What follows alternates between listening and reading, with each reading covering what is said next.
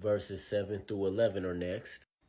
Verse 7 says, "Therefore, just as the Holy Spirit says, today, if you hear his voice, do not harden your hearts as when they provoked me, as in the day of trial in the wilderness, where your fathers tried me by testing me, and saw my works 40 years.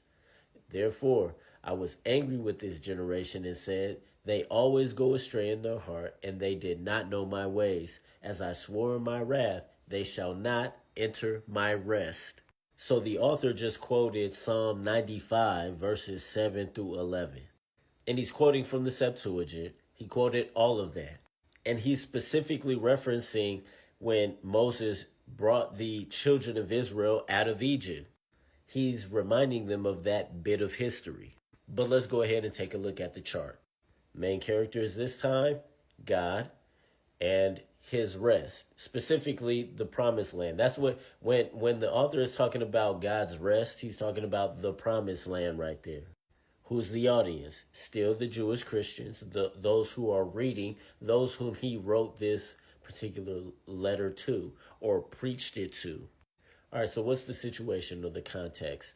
The author warns them not to harden their hearts to God's voice as those who did in the wilderness. God said that generation that hardened their hearts did not enter his rest, which was the promised land. He did not allow them to enter his rest.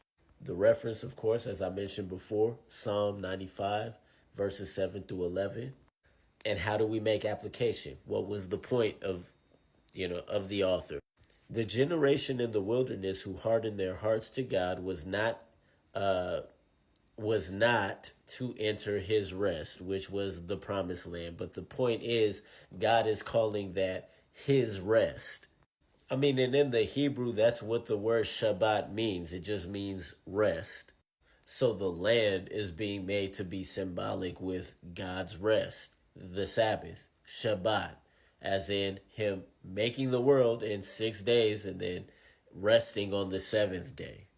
So the land was supposed to be the Shabbat, or the rest, for the Hebrew people as they came out of Egypt, out of bondage, out of slavery, as the Shabbat was to God. But let's keep on going, y'all.